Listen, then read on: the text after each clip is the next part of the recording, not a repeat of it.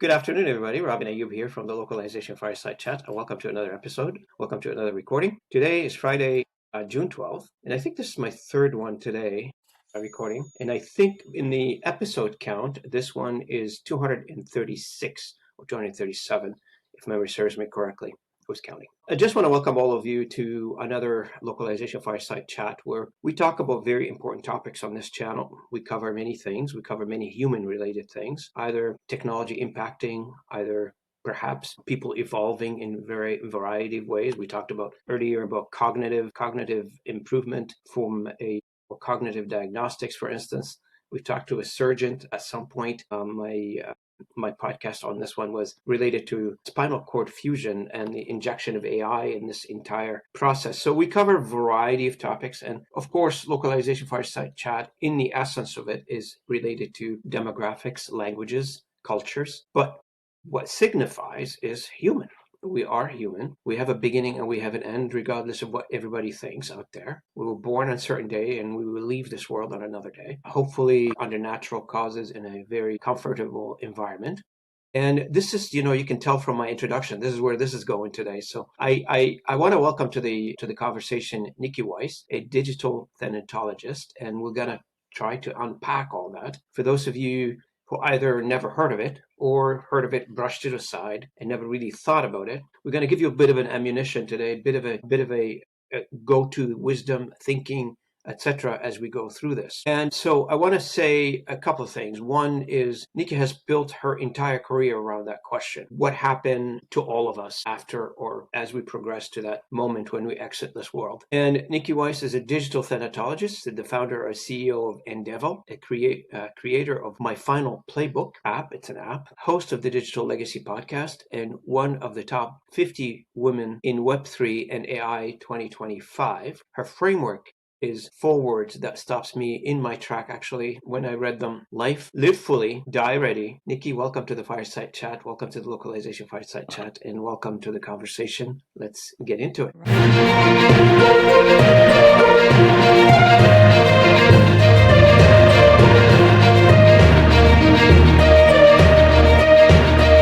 Such a pleasure and privilege to be here. I mean, these are important conversations, especially in today's age of AI. You brought it up. What does it mean to be human? 100%. Now, I was when I was prepping for this conversation, and I couldn't help but remembering in 2011, a colleague of mine, she's currently a senior producer at CBC, and she's a reporter for CBC. She doesn't mind me if I quote it. Colleen Ross, and Colleen wrote a book. An article, May 19th, 2011. That's the date. And book is around what happened. And it's sort of like my initial thoughts around this topic. It was starting in 2011. What happened to your digital assets after you pass? I think that's the premise of the article. We all create in life, especially now more than ever. Our ancestors didn't have much to speak of. When they left this world, probably people sold their belonging or gave it away to the charities, and that's it. Currently, after you do this, humanity today is leaving a huge digital footprint. And that's what that article was about in 2011. And that was the premise of the conversation back then. Before we dive right into it, for the audience, as you can tell, you know where this conversation is going, right? So don't get upset or depressed or whatever. This is a conversation that we must have, we should have, and we have to be logical about things. Of course, there's a huge emotional package that comes with that. I have elderly parents. I'm dealing with issues right now in my parents' house. I'm actually located at my mom's house and my parents' house. And the reason for the virtual background is I'm sitting in one small room with lots of clutter behind me. So I said, normally in my studio, there's no virtual background. You got an actual studio background. Sorry about that. So before we get into it and dive really deep into this conversation, if you don't mind, Niki, again, welcome to the conversation. Really appreciate having you with me. As we start on this channel with everybody, if you don't mind, what is the story? What is your story? Where did you start and how did you get here? What attracted you to this topic? Oh my gosh. Well, listen, we all have a story. And that first story really does begin with being human, because part of living is dying, and we're all going to die. We will die. I hope it's not a shocker to anybody. No, and well, that's why I'm so excited before I start diving into like what got me here.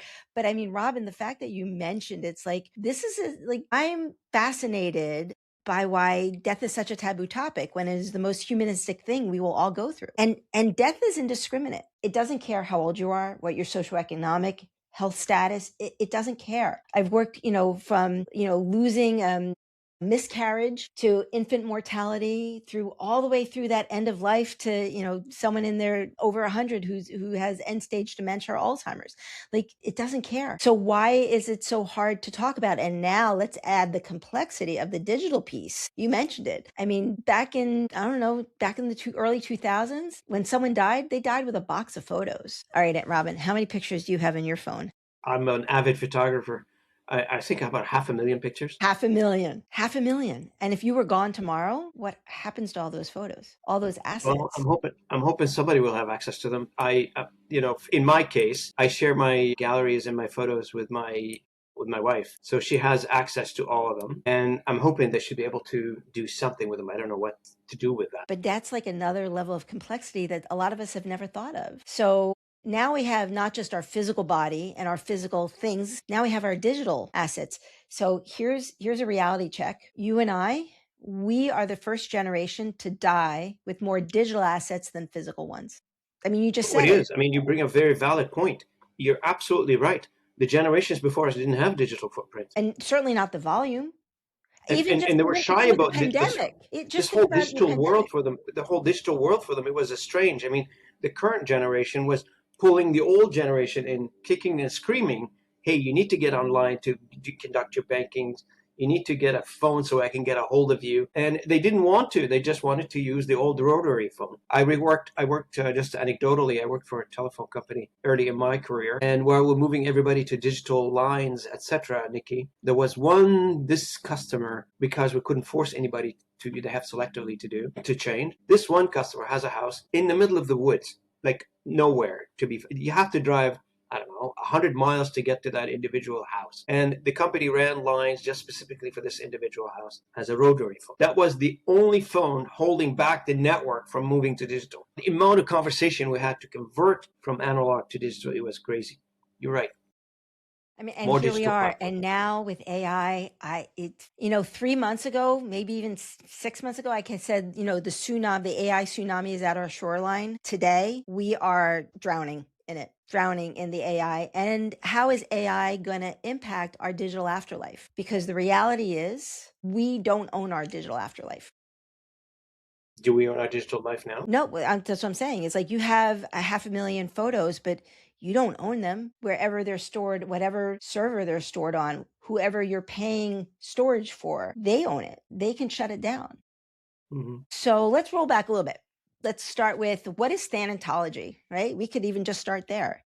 So I'm a thanatology 101. So for people that don't know, Thanos, for those that are Marvel comic enthusiasts, you think of Thanos as this big, scary, evil guy. Actually, no. Marvel Comics went ahead and took the name Thanatos, and Thanatos is the Greek god of death. The Greek god of death is actually a very benign character. It is the Thanatos, one who serves humans to peacefully transition them to the next afterlife. Marvel Comics just decided to evilify Thanatos and turn into Thanos. So thanatology is actually the study of death and dying, psychology, sociology, anthropology, and now you can add thanatology to your Wordle, to your vocabulary there. Now, I call myself a digital thanatologist because I specialize and I talk to people about death and dying of their digital afterlife. So what we really want to be talking about is, if you weren't here tomorrow, are you leaving a peace of mind for those you leave behind? Think about it. Your legal, financial, physical, digital assets. So, for example, Robin, do you have an iPhone or Android? Android. If you died tomorrow and your phone died with you, think about multi-factor authentication. How much mayhem would there be for your loved ones? True. So I'm an Android user too. On Android, we have to go into our Google Inactive Account Manager and set up our legacy contacts. Is that something that you've done already? But most people, they don't know about that. Most people who have an iPhone, they don't realize that if they died and they don't have their legacy contacts set up on their iPhone, their loved ones would have to get a court order to gain access. I'll give you a minute there. Yeah, I can see that. So what has changed? Let me tell you a little bit about how I got into this space of being a digital thanatologist. People like, Niki, how do you ever how does one become a digital thanatologist? For me personally, both my parents, I don't know if you can see but both my parents are over there.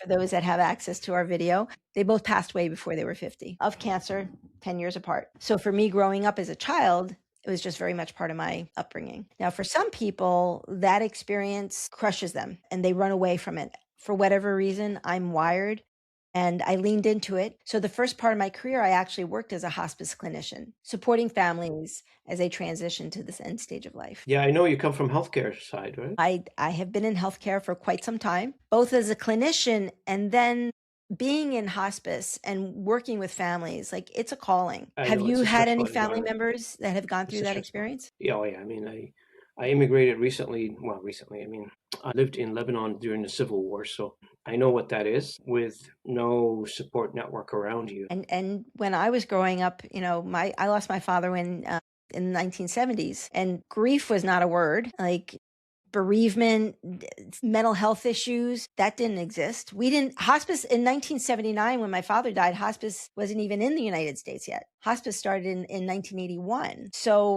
like you said, there was no framework, there was no support. It was very much like really taboo. So the fact that we're actually able to have this conversation. So I stayed in hospice till I turned 40, and then when I turned 40, I actually wanted to make some money. So I pivoted from hospice work into project management. And that's where I've been for the last 20 years, mainly working in project management in the healthcare space. It was about 3 years ago when my husband and I realized, like, oh, we had not updated our wills since our kids were in high school. And now they're in their 30s, we're grandparents.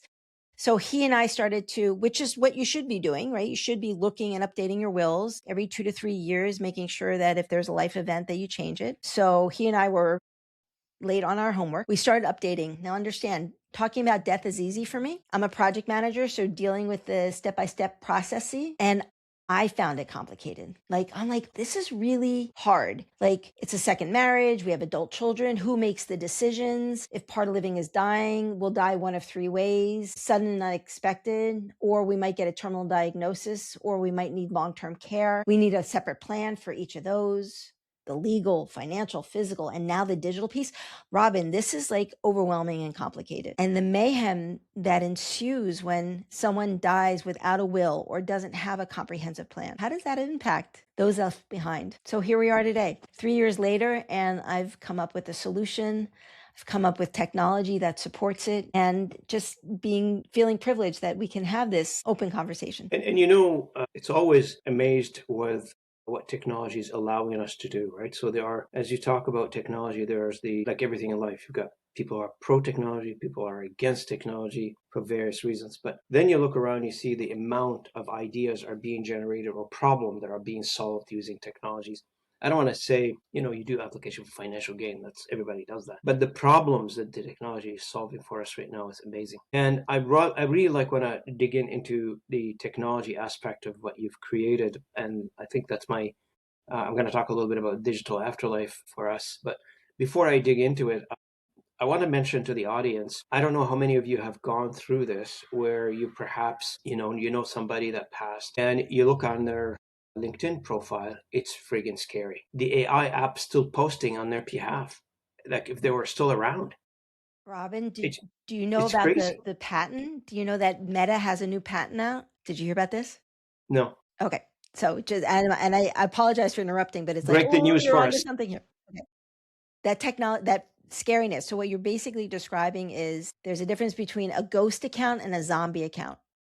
Okay.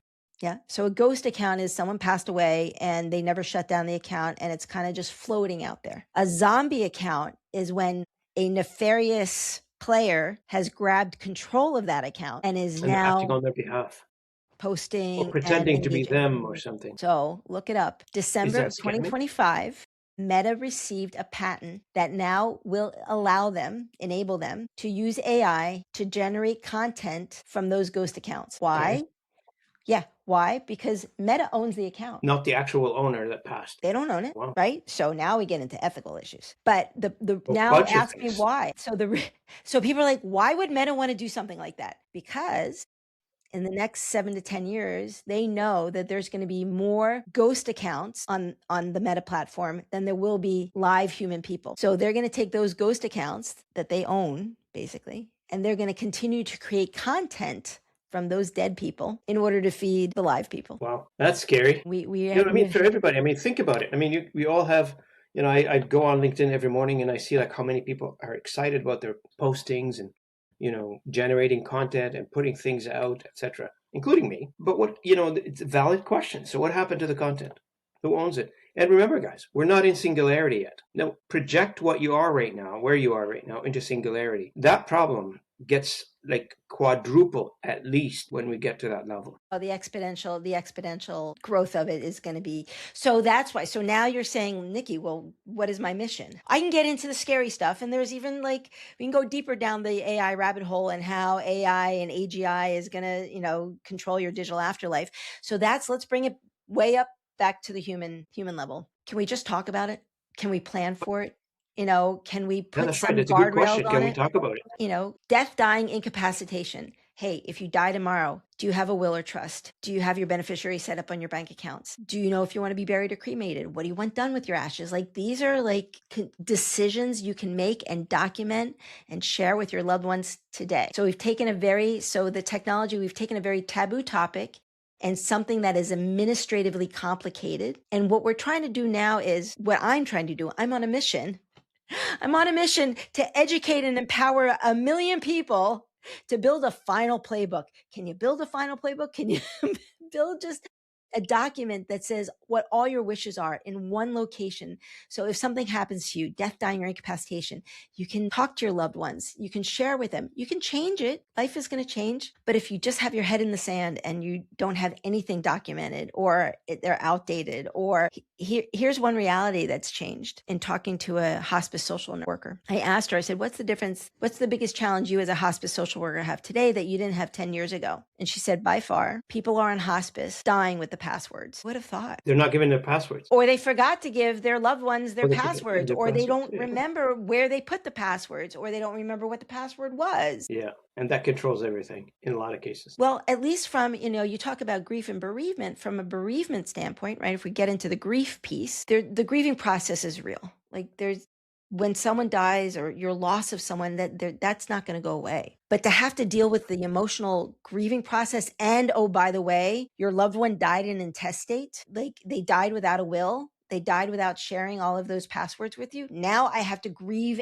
and fight in the courts, or fight with the bank, or fight with the tech platform because I can't get access. Like, how does that add to the healing process of grieving? And you know, one of the digital assets that, you know, we should also consider is that entire blockchain, crypto, and all that stuff that gets added to your profiles, to your other things that you own as a digital platform. That's one. And, you know, the playbook is pretty interesting because most people think about it from a will perspective, but they haven't really thought about the entire plan.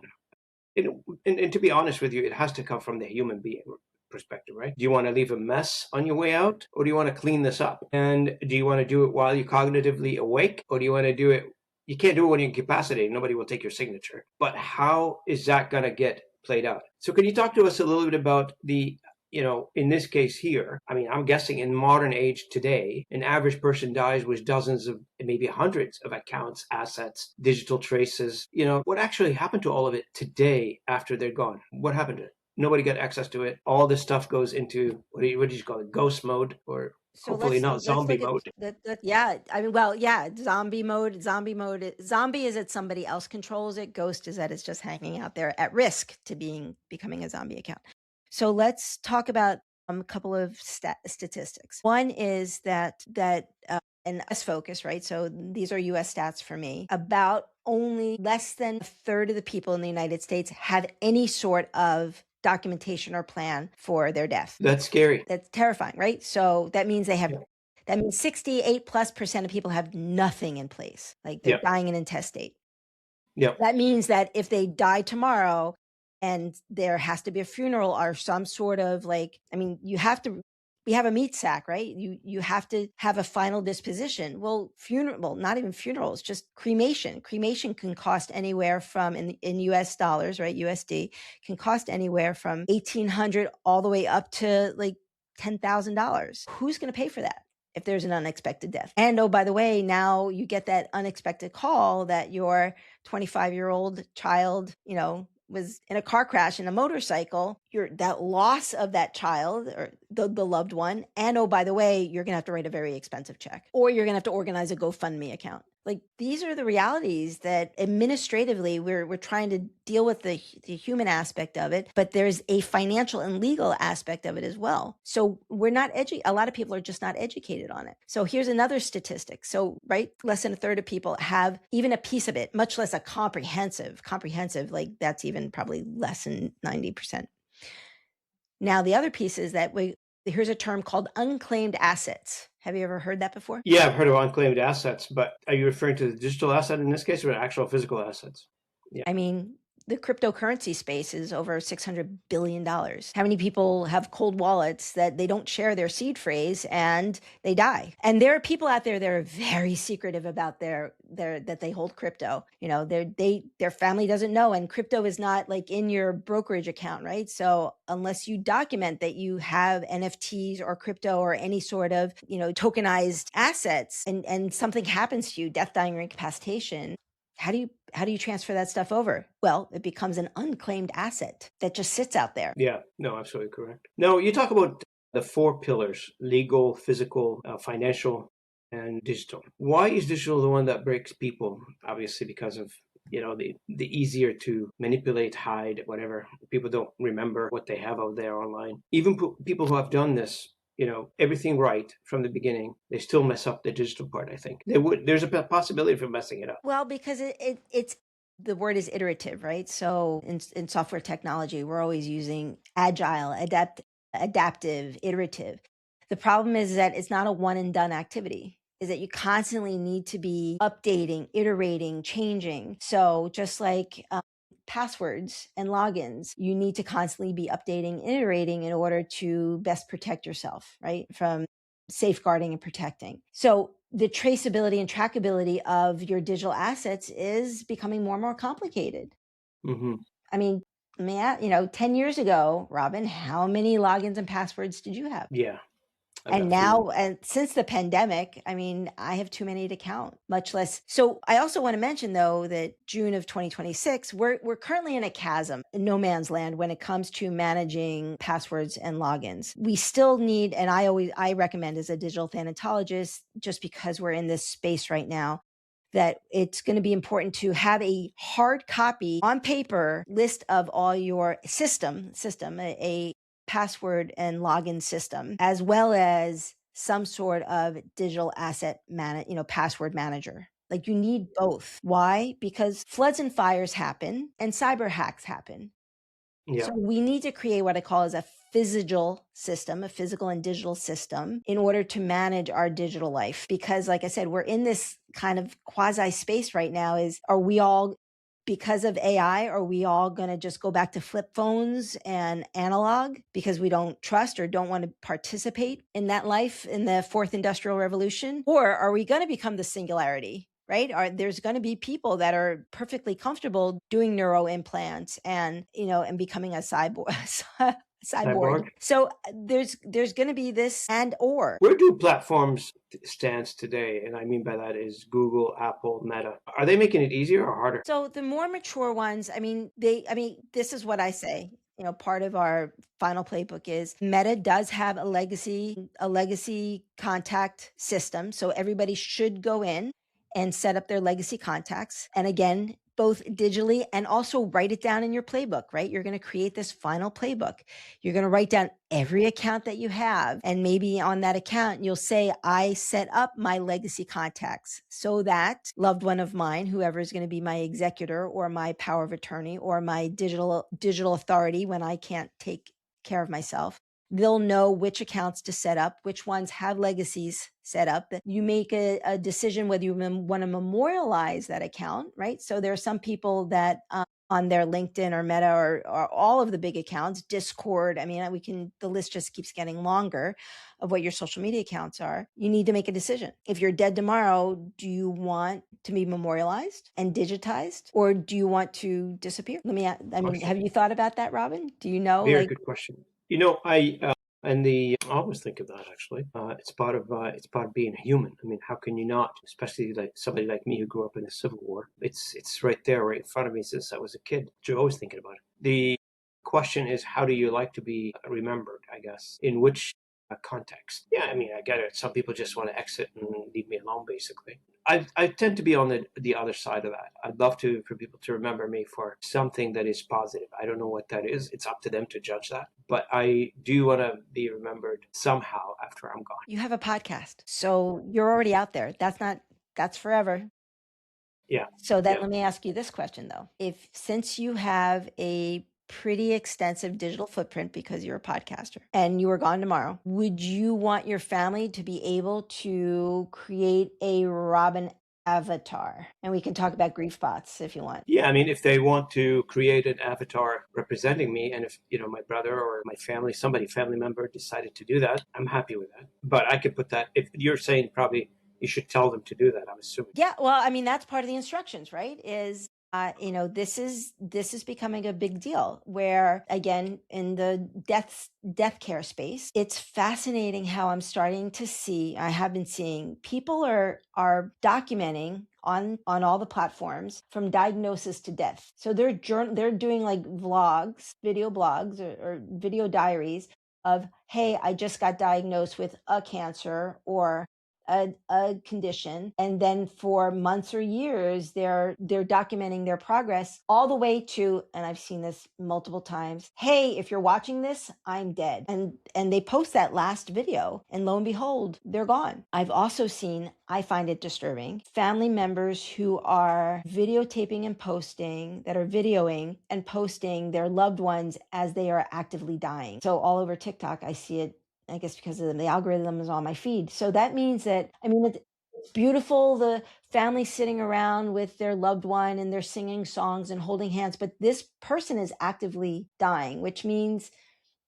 it is a very vulnerable moment in time for them. They're trouble breathing. They don't look like themselves.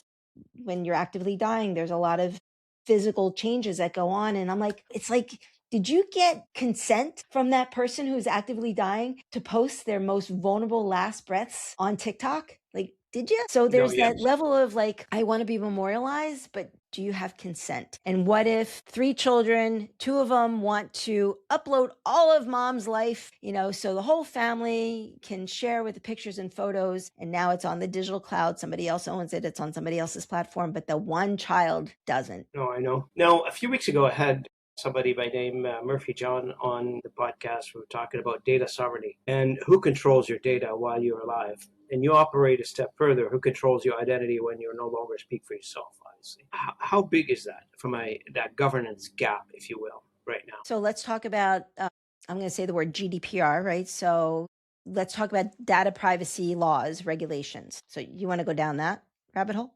It's less fun. No, let's do that. Okay. So for those that are, I don't know where your audience is located, but for those that are in Europe. Across the globe. I mean, they've got a European audience here listening to us right now. I know you are, guys.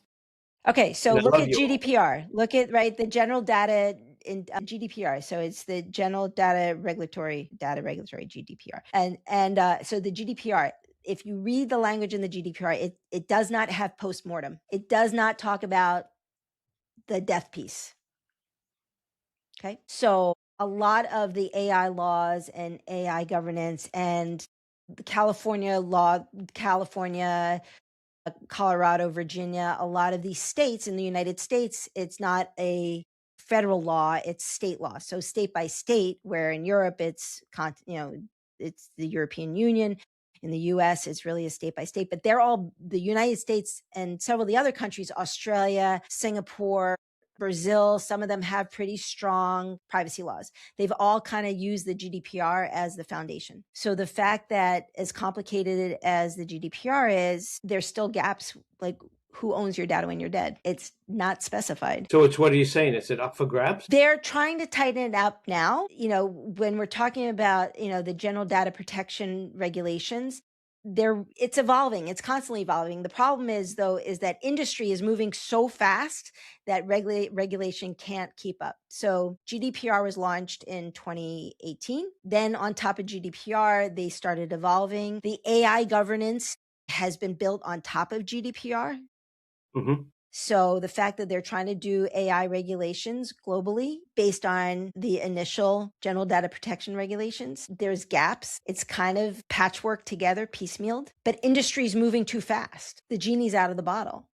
Of course. So what we need and what is the guardrails that are currently in place is the dam is already, the water's already flowing, and we're trying to build. It's hard to build a dam when the water's already flowing. Niki, what are the term grief bots? What do they refer to? So let's take the concept of data privacy, and now we're going to take all of your digital footprint and we're going to put it into an AI enabled grief bot. So the term grief bot basically just means that instead of talking to a human grief professional expert, someone who is listening to you intently, who has an education, who has the human touch, instead of sharing with them your deepest wounds and navigating the grief that you have for somebody, now you could just hop on an app and talk to an AI about everything you would have talked to a human about your grief, of your loss, of the pain you're feeling, of how you don't want to get out of bed today because you lost a child or a spouse or a parent. So there's a lot of benefits and there's a lot of benefits to grief bots. That's why the industry is exploding. Is there an industry for this? There's a huge industry on grief bots right now. Okay. Would you mind talking? Do you have any information about that? So there are companies out there that are offering either the actual grief bot experience and they're promoting themselves as grief bots, or you can simply go onto your own LLM, whichever platform you use, and create an AI agent or an AI chat, a GPT that can support and embrace the grief that you're going through. So what's the difference? It's, again, we're back to, what does it mean to be human? What does it mean for you and me for us to be having this one-on-one conversation versus it's 12:30 at night. My husband died 3 months ago. I can't sleep. I think about him all the time. I need someone to talk to. Well, I'm just going to open up Claude or ChatGPT and just start talking about everything I miss and loved about my husband. And maybe this grief bot is going to be able to give me some level of comfort in the middle of the night. Oh, and by the way, I'm not spending money to talk to this grief bot. Yeah. No, there's a lot of questions there. If someone is listening to this right now and wanted to have their wishes about AI use of their likeness on record today, where do you think they should start? So the question again is, if someone wanted to use AI, you want to use AI, the use of AI for their likeness, or somebody creating something that looks like them, and they want to make sure they put that on record, either pro or against, where should they start? So you're basically talking about intellectual property. Correct. Big topic. I'm not a lawyer, so I'm just here for educational purposes only.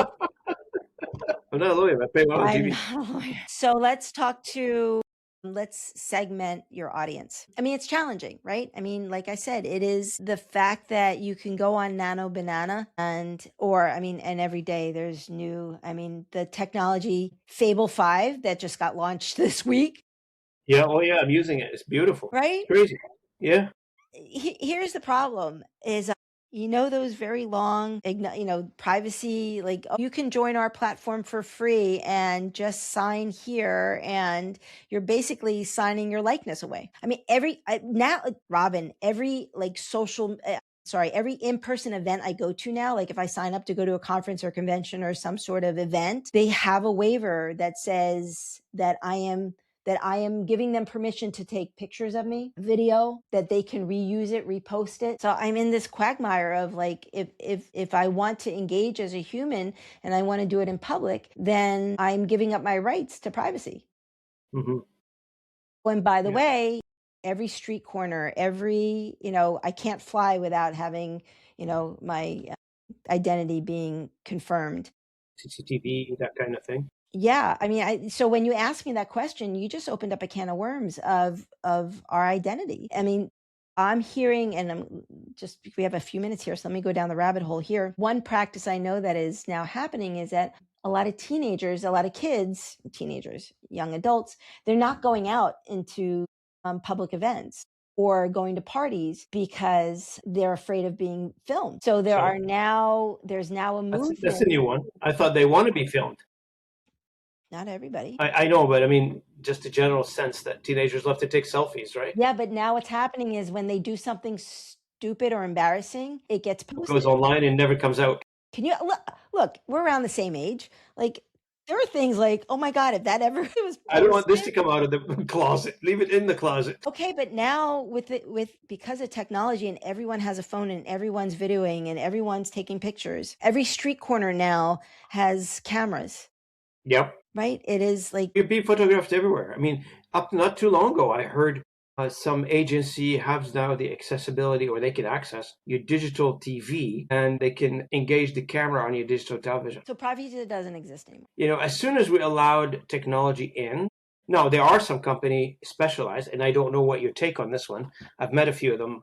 I think I did one on this podcast, where they're specialized, Niki, in removing your digital footprint completely. So you hire them, they come in for a task, they remove your digital footprint completely. They don't exist digitally. So I mean, maybe the idea here is to erase your digital footprint, or maybe not. Maybe to repurpose it or give somebody else access to it. Well, I mean, so let's go back to the death and dying from a digital standpoint, right? Because the whole identity thing is based on your beliefs, right? It's, again, I think we're going to see a split of people who are embracing the singularity, and then people on the other side who are going to be, and I think it's starting to happen, where people are ditching their technology, and there will be a different way of living, going back to basics. So that's one conversation that people need to do. The other one, so let's say people are entrenched with their digital life. Part of this final playbook, part of this, hey, we need to start planning and documenting and putting together what are your wishes,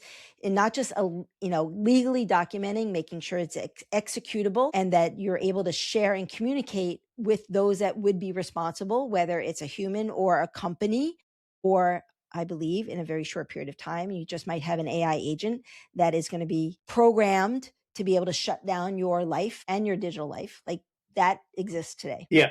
And you know what? Some people may decide to do that, not because of anything else. It's just their preference. They just want to do it. They just want to exit. But by doing nothing, and that's why I'm on a mission. I want to talk to the people that have done nothing, or they have done very little, or they let me please pressure test your plan to make sure that you are covered for your legal, financial, physical, and now digital aspects of the life that you've built today. Because if you don't have a plan and you don't have an executable plan, if you are gone tomorrow, your likeness, your assets, both physical, digital, are not going to be in the control of those that you love most. Yeah. No, let's talk a little bit about ENDevo or ENDevo. Potato. Yes, however you prefer pronunciation to be. So we say ENDevo, just think of end of life development, that we are trying to develop your end of life plan. Okay, excellent. Now, the concept here, you do not just, I can tell from this conversation so far that you're very passionate about the topic. You want people to find a good way of exiting and well thought out plan of dying and passing on from this life. There's two types of people. They talk about the problem, and some people that go up and do something about it. Obviously, you did something about it. Not just talk about the problem. You've built a technology apps company around it. Would you mind walking us through the ENDevo final book, my final playbook? What does the user journey look like, if you don't mind, for the audience? So ENDevo, we are actually focused on going into companies and corporations to offer this legacy readiness and digital resilience as a wellness program. So that is our main target right now, ENDevo, is that we want to talk to companies and corporations, because when you have an employee that is dealing with death, dying, or incapacitation, whether for themselves or a loved one, it does affect productivity, absenteeism, turnover, mental health issues. And that, for the employer, that's their P&L, their bottom line. Now, the employer, they're already offering their employees short and long-term disability, life insurance, and some of the legal services. But because death is so taboo and administratively complicated, the employees don't have a roadmap, and they wait until an event happens. They wait until the cancer diagnosis, or the child has an accident, or mom starts has a fall and starts having memory care issues. They wait till the event, and that's too late. So we go in as a wellness program. We're like, hey, life is good now. Let's start building out that comprehensive plan. So with it, what we do is the customer journey is that we go into the companies, just like a weight management program, smoking cessation, like we'll do an assessment first. We offer a 40-question risk assessment. We call it a peace of mind assessment. So the employee will take the peace of mind assessment, and from that peace of mind assessment, it will target where are you most at risk. And then we build out a project plan, an actual step-by-step process to make sure that you are working through your legal, financial, physical, and digital aspects of life that you've built. And then we start working with you in building out a plan for the 3 scenarios. First one is you die tomorrow. Unexpected death. What happens? So we'll make sure that you don't die in intestate, meaning that you have a will or trust, that you have, you want to be buried or cremated. Where are your digital assets? Do you have a good digital asset management plan together? We talked about physical and digital, right? To make sure that you have a crucial doc box, one location that your loved ones know where to go, where all of your crucial documents are. And it's a process, right? This is something that is not done overnight. It takes time. Oh, and by the way, you need to be talking to your family about this. Yeah, I can't keep it alone. Well, you're in the middle of it right now, right? I know. You need, Yeah.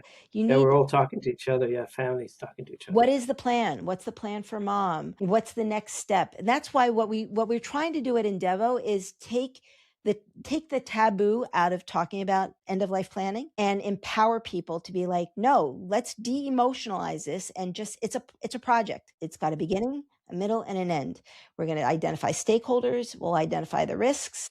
We're going to look at budgets, timelines, and we're going to iterate this as well. I always thought about, the spread of the amount of digital content that we put out there, and depends obviously on people and what they do and how they use technology, right? Obviously, they all come various degrees. And I always thought about developing a technology, and I called it the kill switch, meaning at a flip of a switch, I can just remove myself from the internet completely. All digital footprints is erased. There is a possibility for this now better than anywhere else. Like right now, we're very primed for that. My background is technology, programming, software architecture, that kind of thing. I think I could put something together, but the idea there, at any moment's notice, for any reason, death or otherwise, just withdrawal, whatever you want to call it, just flip a switch or run a small program and it just takes you out completely. I mean, digital. If that's what you want, though. Digital, yeah. I think yes, and the kill switch is an interesting concept, and I know that there are a couple of companies that I'm working with, that have digital vaults, and that they did enable a kill switch, a kill mount switch. The problem though is that it's complicated. Like that's where for me and for ENDevo, our future is to tokenize death, is to take the concept of death and to tokenize it. To make sure that it is wrapped up as a real world asset on the blockchain, that you could have more control, which is the vision.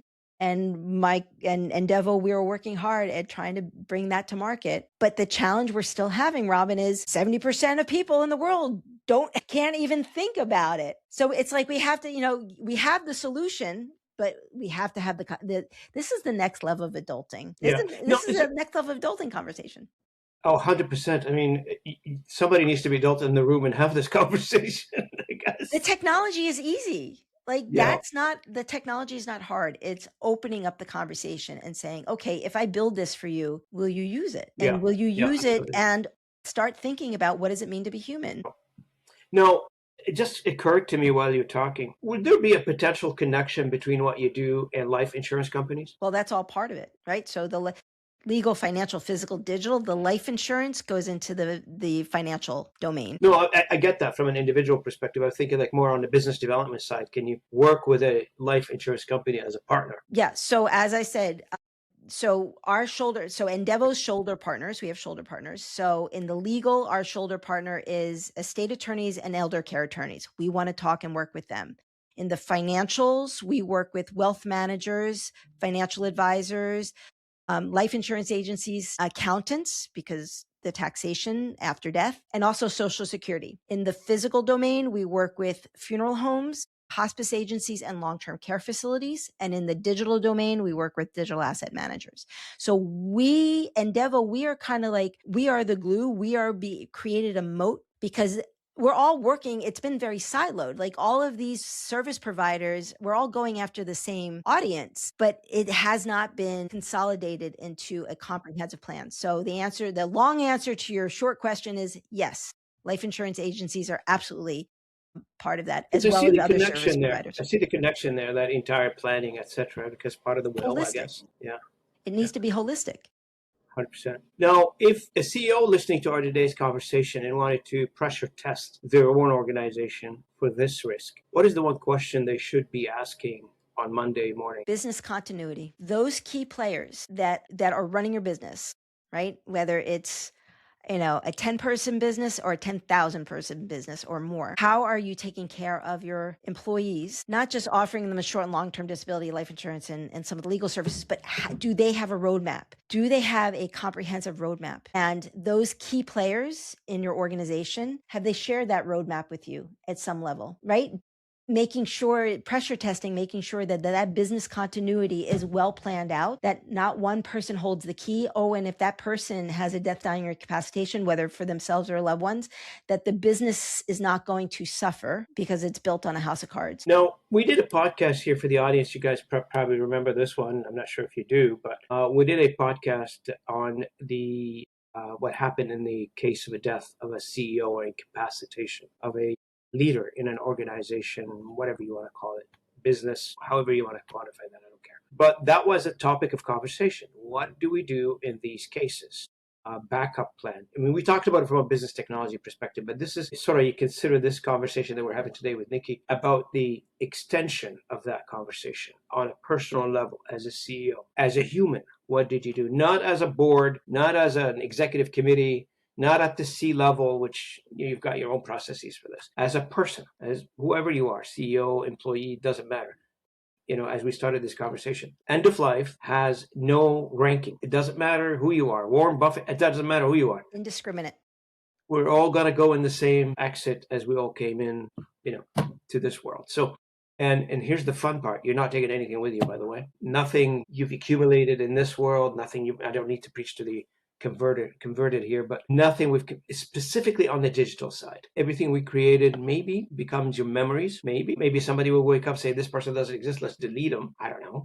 But I guess we live in a days and age where the world is starving for data. Even dead people's data is still good data that people wants people to make use of it. So long story short is, with this conversation, is not a nice to have, it's a must have conversation on every level, family level, business level, etc. The one thing, I guess, for me, as we come close to our end of recording, if you don't mind, Niki, hopefully you're enjoying this conversation. I am. It went by so fast.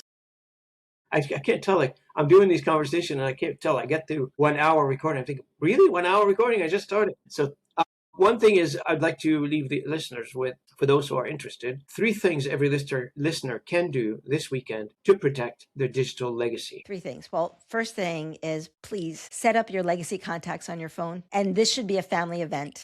Like, sit down. Hey, family of mine, iPhone has a feature called Legacy Contacts. If you have an Android, you're going to go into your Google and Active Account Manager and just set that up. And what you're doing is you're starting to think about, who are your know, love, and trust people? Who are the people in your life that you know, love, and trust? So step 1, 3 people, know, love, and trust. They don't have to be a family member.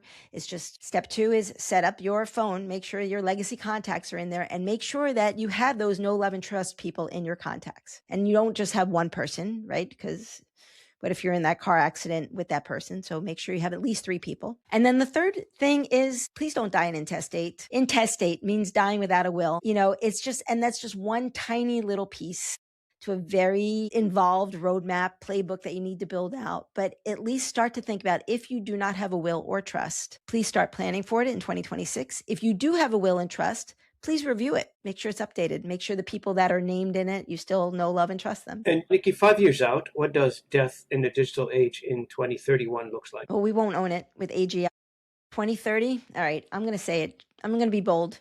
I'll tell you what I think late at night when I'm doom scrolling. I think that, and this might be for another podcast, I think that AI could possibly be the bridge between the physical world and the unphysical metaphysical world. I think that AI could be the bridge between the two worlds. So 2030, we won't own, AI and AGI is it's going to look different. You and I, we could be dead and gone and still having this conversation. Absolutely. You know what? A lot to digest here in this conversation. That's for sure. The audience are scratching their heads, I think. I just, what does it mean to be human? I think that is, if there's a fourth question, it's like, what does it mean to be human, and how do we want to embrace or manage technology in our lives? Can you leave us with one wisdom? Here's my last question. You've spent your career around dying and, having gone through your bio, and we've talked about it earlier in this podcast. What has it taught you about living? Live fully, die ready. Don't go bungee jumping, guys. I'm not responsible for that. No, live fully, live today, live for today, but make sure that if you're not here tomorrow, that you're not leaving a mess behind. So peace of mind for those you leave behind, but live for today, please. Every day is a blessing. Niki, I want to thank you. This has been great and well-needed conversation. It's a tough topic. I'm not kidding you. I think the audience is scratching their heads too, but it's well-needed conversation. We're all human. We're all going to die sometime. And this would be one of those conversations that I know our audience will be thinking about much longer after they stop listening. Well, I'm easy to find on LinkedIn. All the social medias are out there. You've just looked Niki Weiss, Digital Thanatologist. There aren't many of us out there. And Robin, this was an amazing opportunity and such a pleasure to speak with you. Same here. I always enjoy good conversations, and I love having you on this call with me. Niki, I hope you come back and give us a bit of an update. You may have find a new invention or a new process for this. Every day. It's very interesting to continue this conversation. I would like that. We live in a North American continent where, the aging population is an aging population. It's a problem for both Canada, US, and most Western world for that matter. And we're dealing with this day in, day out. So we want to make sure that we stay on top of this conversation. I know it's, one of those uncomfortable conversations, but somebody needs to be the adult in the room and needs to have that conversation. Hopefully this channel will be your podium for future podcasts. Thank you. Really appreciate it. For the audience, I want to thank you for joining us in on this conversation. I love you guys. Thanks for being part of my podcast. I really appreciate you. If you're joining us on YouTube, thanks for watching. If you're listening to us on the podcast streaming channels, thank you for listening in. And if you're reading the blog where I summarize these conversations in archivable forms, thank you for checking us out. I hear you guys are doing well with that as well. And from Niki Weiss, Robin Ayoub, we're signing off, and I'll see you guys at the next episode. Thank you.